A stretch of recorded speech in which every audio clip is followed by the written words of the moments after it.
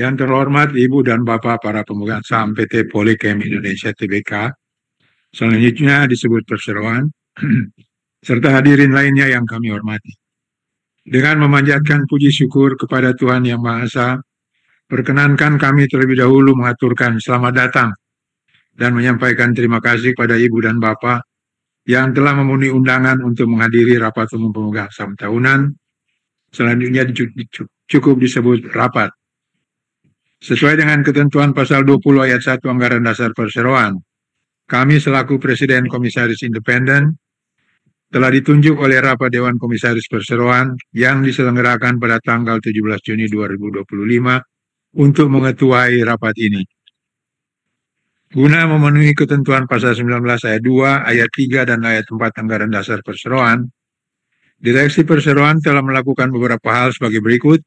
Pertama, memberitahukan pada Otoritas Jasa Keuangan, selanjutnya disebut OJK, tentang rencana penyelenggaraan rapat dan acara rapat ini dengan surat Direksi Perseroan tanggal 7 Mei 2025. Dua, mengumumkan tentang akan diselenggarakannya rapat ini melalui situs web PT Custodian Central Efek Indonesia KSEI atau isi.kci, situs web Bursa Efek Indonesia, dan situs web Perseroan pada tanggal 16 Mei 2025. 3. Mengumumkan panggilan rapat melalui situs web PT Custodian Central Efek Indonesia KSEI atau isi.kci, situs web Bursa Efek Indonesia, dan situs web Perseroan pada tanggal 2 Juni 2025.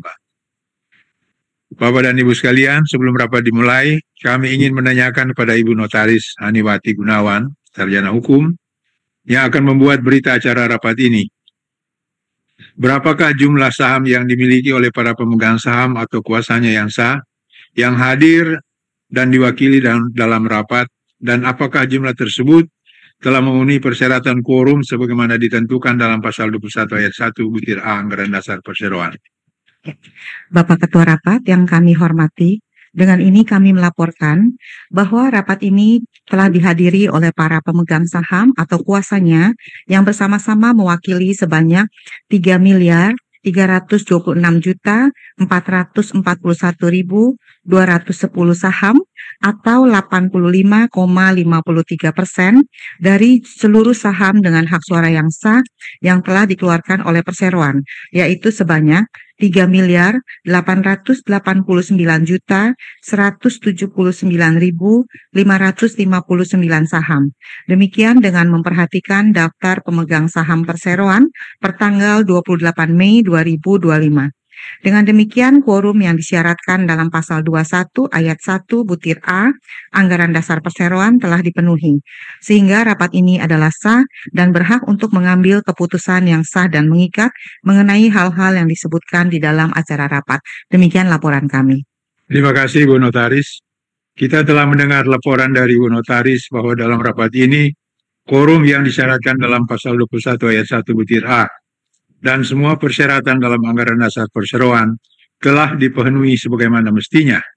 Dan karenanya, rapat ini adalah sah dan berhak untuk mengambil keputusan yang sah dan mengikat mengenai hal-hal yang disebutkan dalam acara rapat.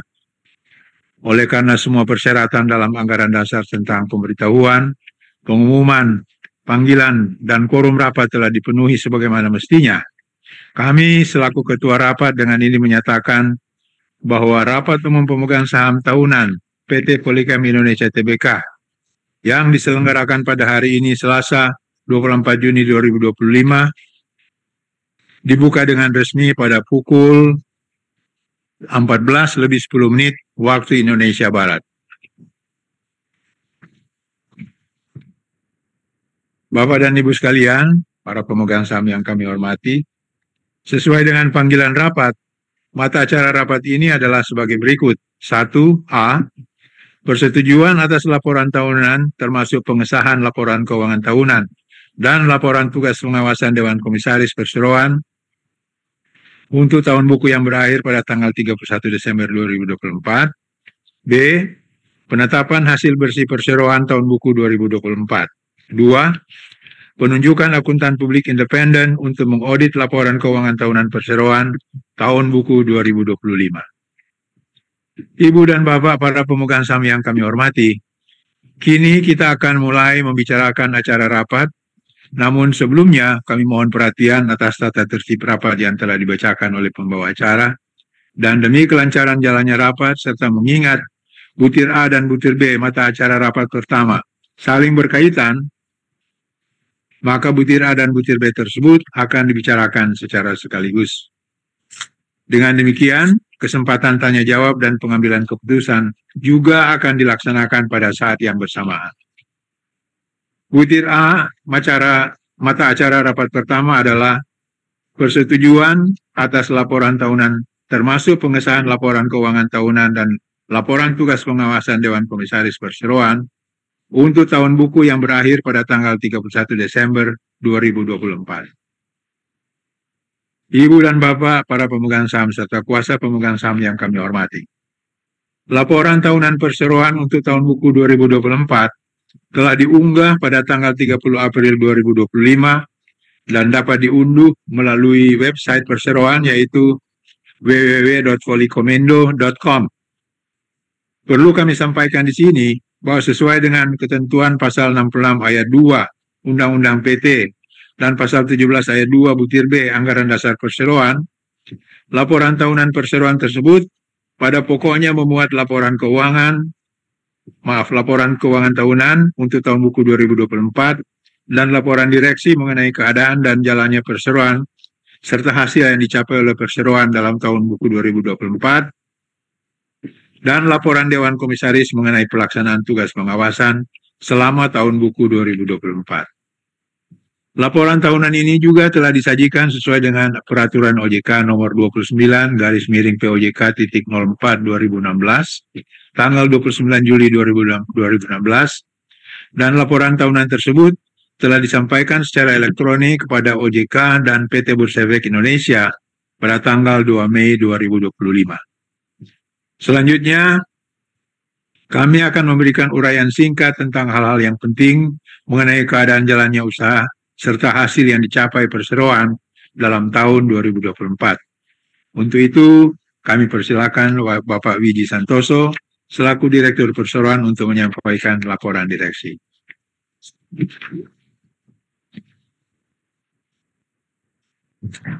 Terima kasih.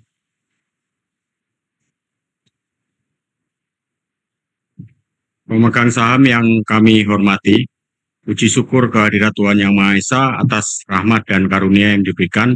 Perkenankan kami atas nama Direksi PT Polychem Indonesia Tbk, disebut sebagai Perseroan, dengan ini menyampaikan laporan tahunan perseroan untuk tahun buku 2024 yang menjadi bagian dari pelaporan manajemen atas pengelolaan perseroan di sepanjang tahun 2024. Analisis makroekonomi.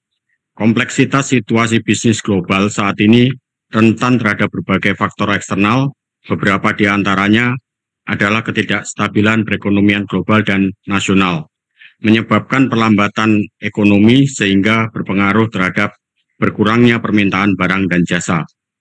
Badan Kebijakan Fiskal Kementerian Keuangan melalui publikasi Tinjauan Ekonomi, Keuangan dan Fiskal edisi keempat tahun 2024 mengkaji bahwa perekonomian global terjadi akibat berbagai faktor seperti tensi geopolitik, perang dagang, dan meningkatnya proteksionisme yang memberikan tekanan pada prospek pertumbuhan ekonomi dunia yang berisiko menghambat arus investasi dan perdagangan global maupun domestik. Kebijakan American First yang diterapkan oleh pemerintah AS menjadi salah satu faktor yang menyebabkan ketidakstabilan ekonomi global. Fokus pada peningkatan tarif, pengurangan pajak bagi perusahaan, dan pembatasan migrasi diperkirakan dapat memicu inflasi yang lebih tinggi, defisit fiskal, serta peningkatan utang negara. Situasi ini dapat dilihat dari kenaikan imbal hasil obligasi AS dan penguatan indeks dolar AS yang menyebabkan ekspektasi suku bunga tinggi yang berkepanjangan. Dampaknya hal ini dapat melemahkan mata uang di negara lain. PDB Indonesia tumbuh 4,95%, sedikit melambat dibandingkan triwulan sebelumnya sebesar 5,05%. Konsumsi rumah tangga tumbuh stabil, bahkan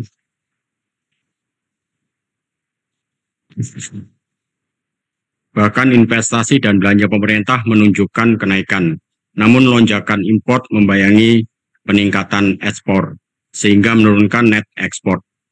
Menteri Perdagangan Republik Indonesia melaporkan bahwa pada tahun 2024 seluruh import golongan penggunaan barang meningkat dengan rincian import barang konsumsi naik paling signifikan sebesar 5,37%, diikuti kenaikan import barang modal sebesar 5,34%, serta import bahan baku mencapai 5,29%. Keadaan tersebut menyebabkan kendala bagi perseroan dalam hal bersaing dengan produk import yang semakin beragam dan lebih kompetitif. Kinerja perseroan tahun 2024. Strategi dan kebijakan perseroan yang dilaksanakan oleh manajemen antara lain, pertama, yaitu upaya pencapaian peningkatan nilai penjualan perseroan tahun 2024 sebesar 4,65% dari 100,48 juta US dollar pada tahun 2023 menjadi 109,67 juta US dollar pada tahun 2024. Selain itu, rugi kotor pada tahun 2024 semakin menurun dengan angka 1,3 juta US dollar dibandingkan dengan rugi kotor pada tahun 2023 yang mencapai 1,95 juta US dollar.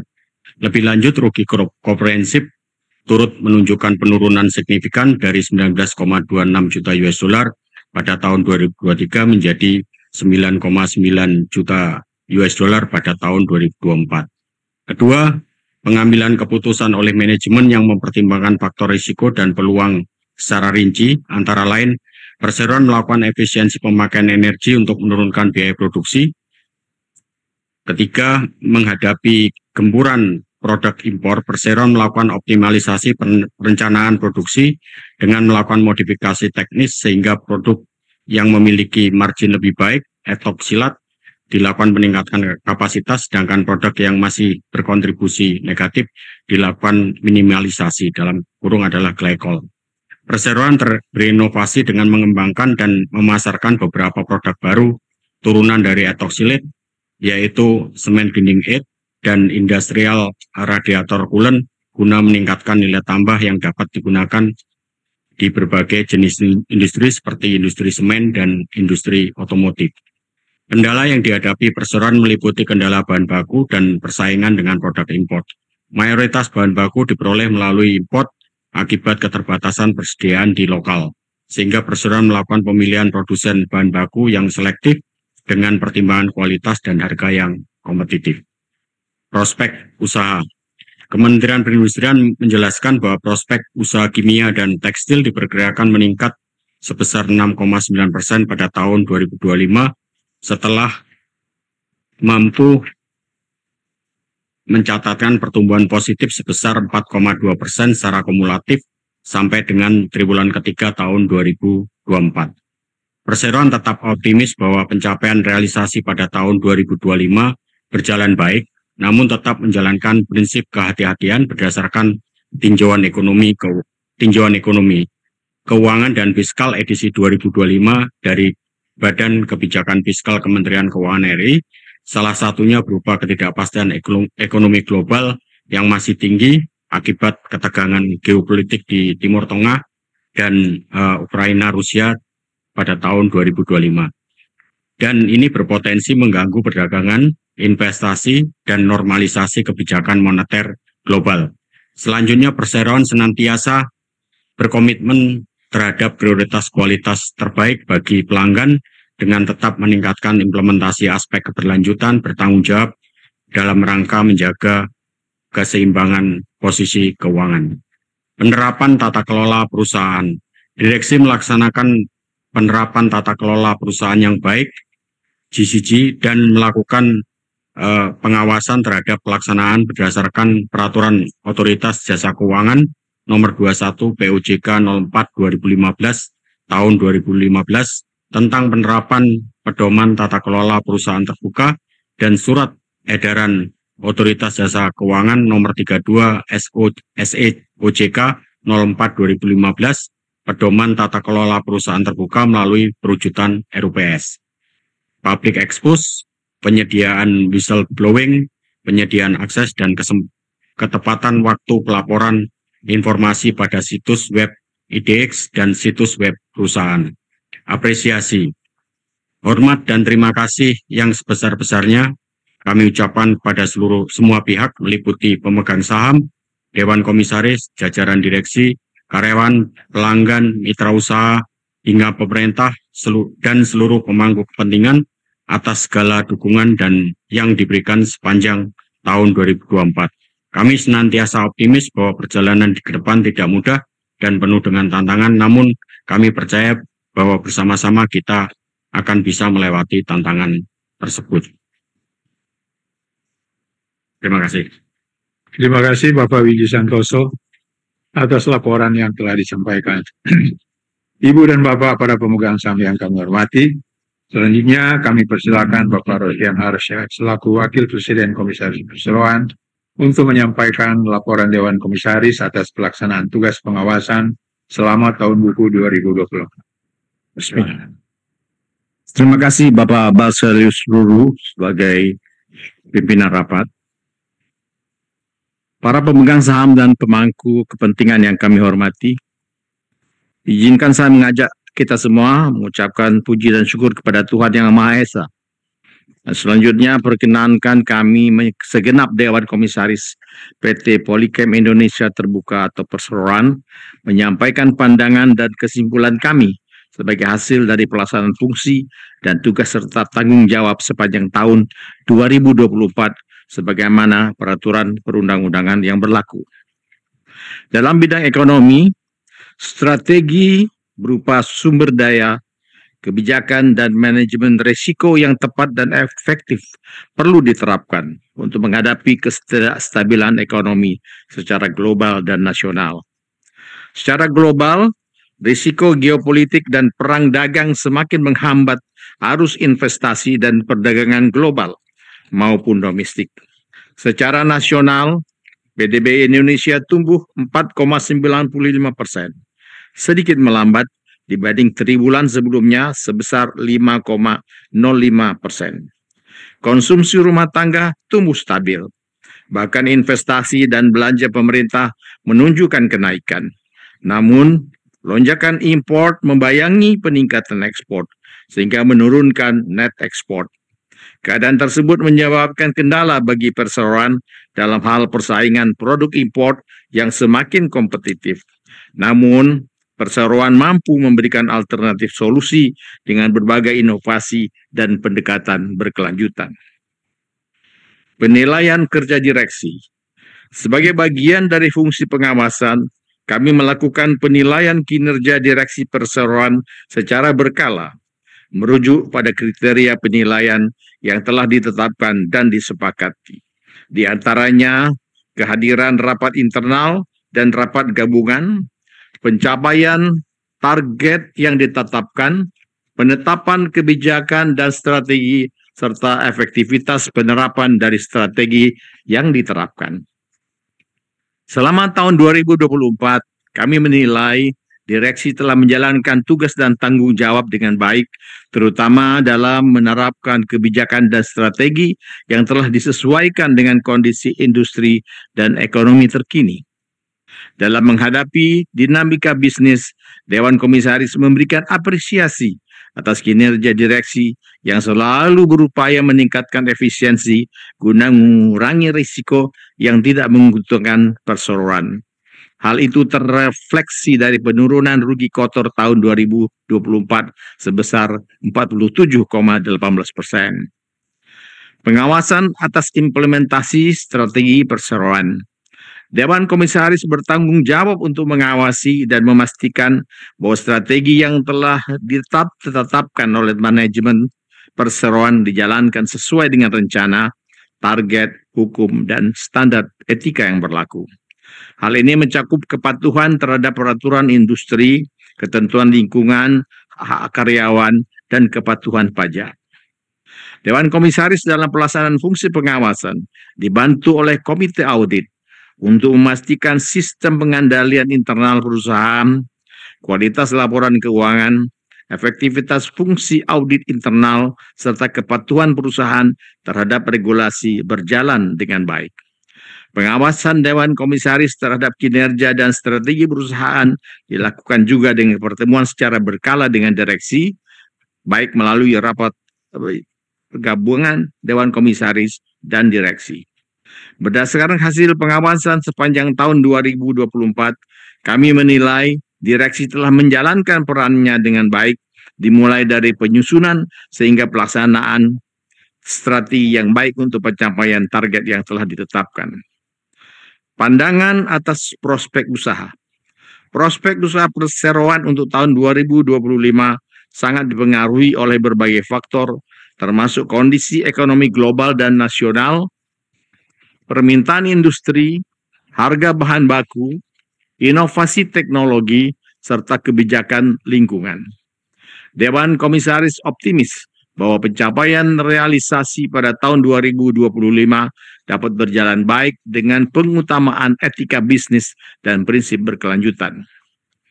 Kementerian Perindustrian menjelaskan bahwa prospek usaha kimia dan tekstil diperkirakan meningkat sebesar 6,9% pada tahun 2025 setelah mampu mencatatkan pertumbuhan positif sebesar 4,2% secara kumulatif sampai dengan triwulan ketiga tahun 2024. Manajemen senantiasa berkomitmen terhadap prioritas kualitas terbaik bagi pelanggan dengan tetap meningkatkan implementasi aspek keberlanjutan. Di tengah maraknya produk import, perseroan tetap memastikan kualitas produk terbaik bagi pelanggan dengan harga jual yang kompetitif. Selain itu, efisiensi energi dan tenaga kerja secara bertanggung jawab tetap dilaksanakan dalam rangka menjaga keseimbangan posisi keuangan. Pandangan atas penerapan tata kelola perseroan.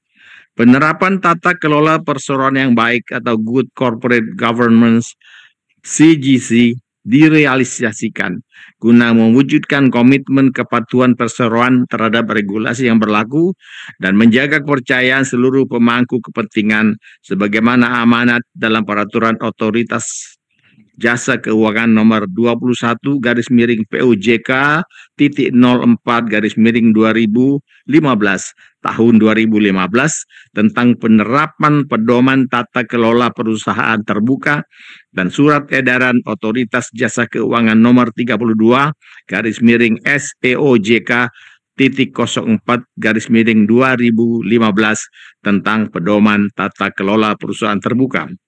Penerapan CGC secara keseluruhan telah berjalan dengan baik di lingkungan perseroan pada tahun 2024 yang telah diwujudkan perseroan melalui RUPS, public expose, penyediaan fitur berita investor pada website, penyediaan kebijakan whistleblowing system, manajemen resiko, sosialisasi anti korupsi, pemenuhan hak karyawan, dan pemenuhan pelaporan berkala dari perseroan kepada OJK dan IDX secara tepat waktu. Frekuensi dan cara pemberian nasihat kepada anggota direksi. Dewan Komisaris memberikan nasihat kepada direksi terkait pengelolaan strategi perseroan. Pemberian nasihat Dewan Komisaris dilakukan melalui pertemuan yang terjadwal atau rutin maupun yang tidak terjadwal atau insidental, baik atas inisiatif Dewan Komisaris atau atas permintaan direksi. Selain itu, Dewan Komisaris dapat memberikan nasihat kepada direksi melalui komite audit yang membantu melaksanakan fungsi dan tugas Dewan Komisaris. Sepanjang tahun 2024, Dewan Komisaris telah melakukan pertemuan dengan direksi sebanyak 4 kali. Perubahan susunan Dewan Komisaris.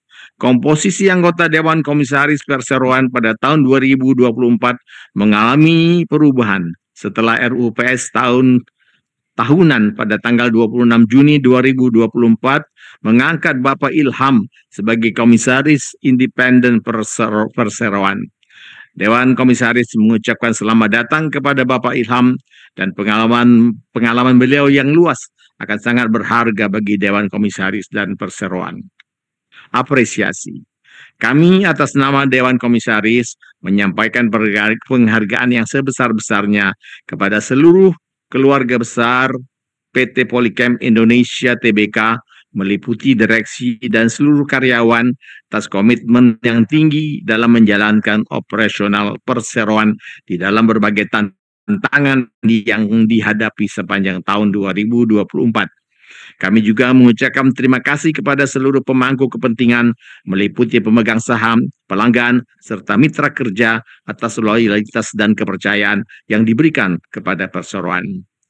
Berdasarkan pengalaman masa sebelumnya, kami optimis pada tahun 2025 mendatang, direksi mampu mengembangkan strategi progresif dan mitigasi risiko untuk mencapai hasil usaha yang lebih baik dan memenuhi harapan para pemegang saham dan seluruh pemangku kepentingan. Terima kasih dan semoga sukses selalu. Terima kasih Bapak Rosian Arsyad laporan yang telah disampaikan. Ibu dan Bapak para pemegang saham serta kuasa pemegang saham yang kami hormati, sesuai dengan ketentuan pasal 17 ayat 2 butir A dan butir B Anggaran Dasar Perseroan, laporan tahunan termasuk laporan keuangan tahunan dan laporan tugas pengawasan Dewan Komisaris Perseroan harus disetujui dan disahkan oleh Rapat Umum Pemegang Saham dan sesuai dengan ketentuan pasal 20 Peraturan OJK nomor 14/POJK.04/2022.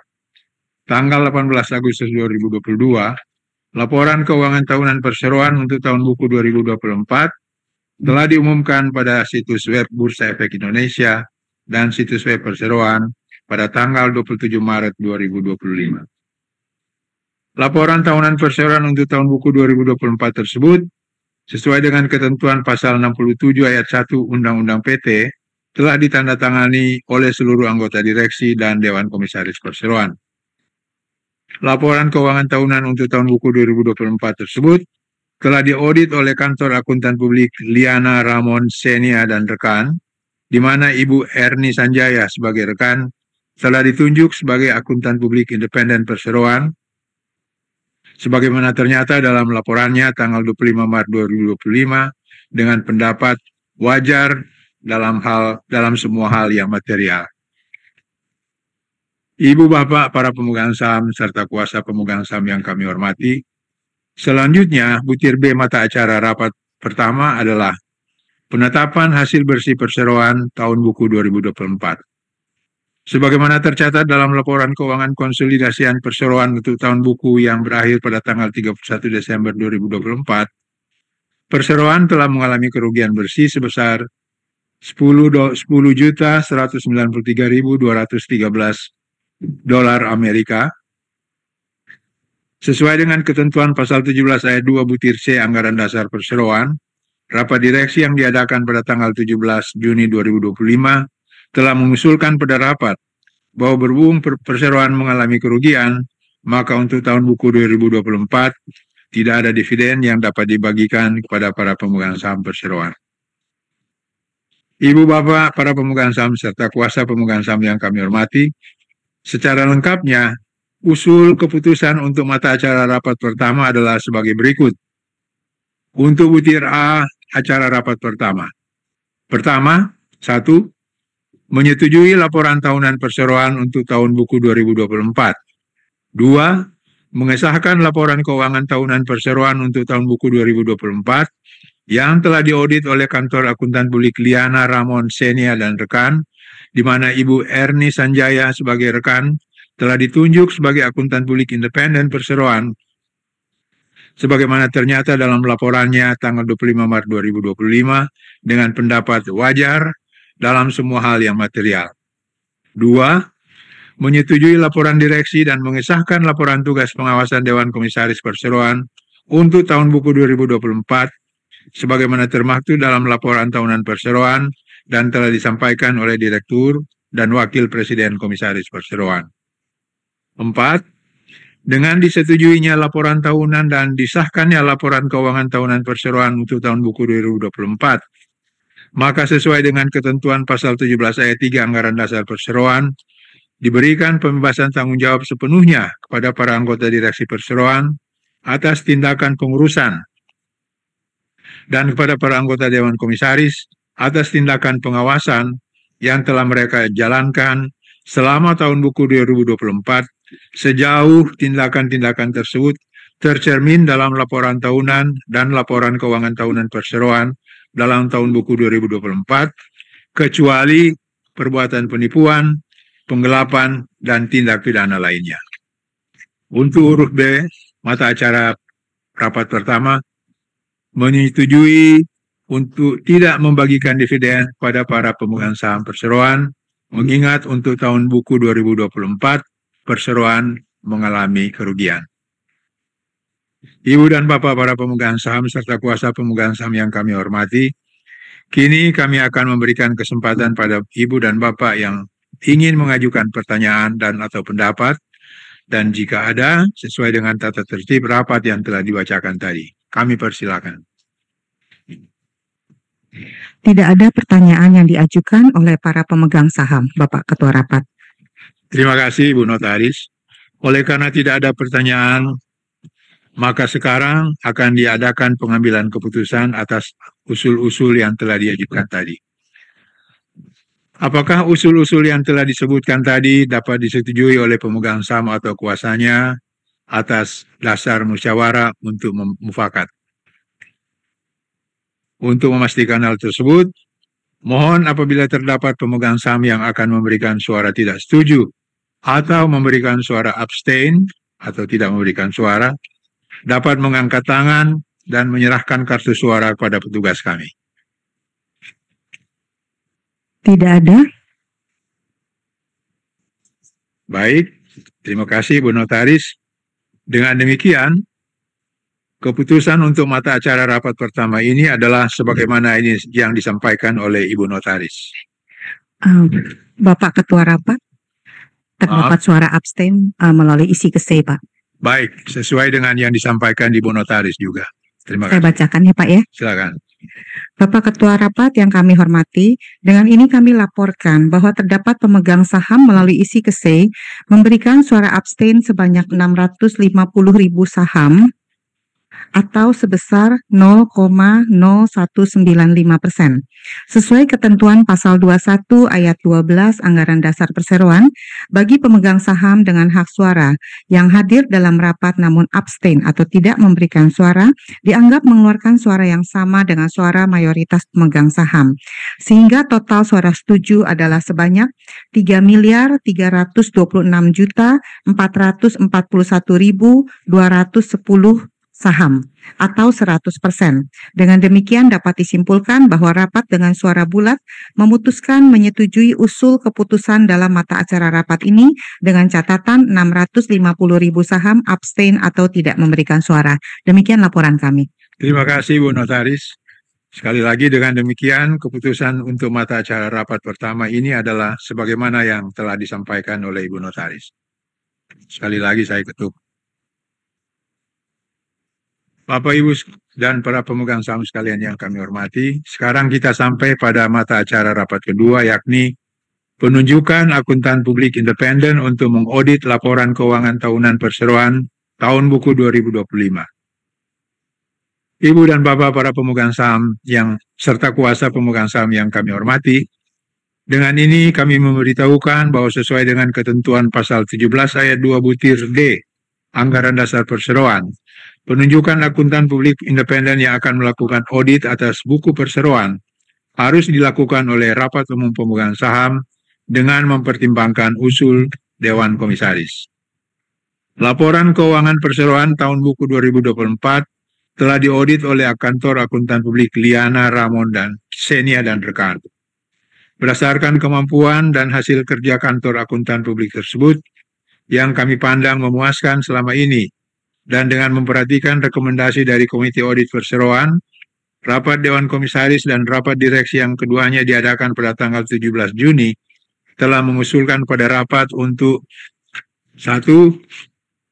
Menunjuk Ibu Ana Karina Wijaya, rekan akuntan publik pada kantor akuntan publik Liana, Ramon, Xenia, dan rekan, sebagai akuntan publik independen perseroan untuk mengaudit laporan posisi keuangan konsolidasian, laporan laba rugi, dan penghasilan komprehensif lain konsolidasian, serta bagian lainnya dari laporan keuangan perseroan untuk tahun buku yang berakhir pada tanggal 31 Desember 2025 dan memberi wewenang kepada Direksi Perseroan untuk menetapkan besarnya honorarium bagi akuntan publik independen tersebut serta persyaratan lainnya berkenaan dengan penunjukan tersebut. 2. Bila mana kemudian hari karena adanya satu dan lain hal menyebabkan perlu dilakukannya penggantian akuntan publik yang telah ditunjuk, memberi wewenang kepada Dewan Komisaris atas rekomendasi dari Komite Audit untuk melakukan penggantian akuntan publik. Ibu Bapak, para pemegang saham serta kuasa pemegang saham yang kami hormati, kini kembali akan kami berikan kesempatan pada Ibu dan Bapak yang ingin mengajukan pertanyaan dan atau pendapat apabila ada. Tidak ada pemegang saham yang hadir di dalam rapat ini mengajukan pertanyaan, Bapak Ketua Rapat. Terima kasih, Ibu Notaris. Oleh karena tidak ada pertanyaan, maka sekarang akan diadakan pengambilan keputusan atas usul yang telah diajukan tadi. Apakah usul yang telah disebutkan tadi dapat disetujui oleh pemegang saham atau kuasanya atas dasar musyawarah untuk mufakat? Untuk memastikan hal tersebut, mohon apabila terdapat pemegang saham yang akan memberikan suara tidak setuju atau memberikan suara abstain atau tidak memberikan suara, dapat mengangkat tangan dan menyerahkan kartu suara kepada petugas. Tidak ada pemegang saham yang hadir di dalam rapat ini memberikan suara abstain maupun suara tidak setuju. Namun ada suara abstain melalui sistem efficacy sebanyak 809.000 saham. Kami persilakan Ibu untuk membacakan keputusannya. Bapak Ketua Rapat yang kami hormati, dengan ini kami laporkan bahwa terdapat pemegang saham yang memberikan suara abstain sebanyak 809.000 saham atau 0,0243%. Sesuai ketentuan pasal 21 ayat 12 Anggaran Dasar Perseroan, bagi pemegang saham dengan hak suara yang hadir dalam rapat namun abstain atau tidak memberikan suara, dianggap mengeluarkan suara yang sama dengan suara mayoritas pemegang saham. Sehingga total suara setuju adalah sebanyak 3.326.441.210 saham atau 100%. Dengan demikian dapat disimpulkan, rapat dengan suara bulat menyetujui usul keputusan dalam mata acara rapat ini dengan catatan 809.000 saham abstain atau tidak memberikan suara. Demikian laporan kami. Terima kasih Ibu Notaris. Dengan demikian, keputusan untuk mata acara rapat kedua ini adalah sebagaimana yang telah disampaikan oleh Ibu Notaris. Ibu dan Bapak para pemegang saham serta hadirin lainnya yang kami hormati, dengan selesainya semua pembahasan mata acara rapat dan telah diambilnya semua keputusan dalam rapat ini, maka dengan ini rapat kami tutup pada pukul 14:44 waktu Indonesia Barat dengan ucapan terima kasih atas perhatian serta dari para hadirin semua, sehingga memungkinkan rapat ini untuk mengambil keputusan-keputusan yang sah dengan lancar dan sukses.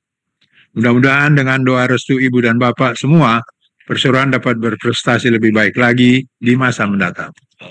Semoga Tuhan Yang Maha Esa senantiasa memberikan rahmat dan perlindungannya kepada kita semua. Terima kasih. Rapat kami tutup.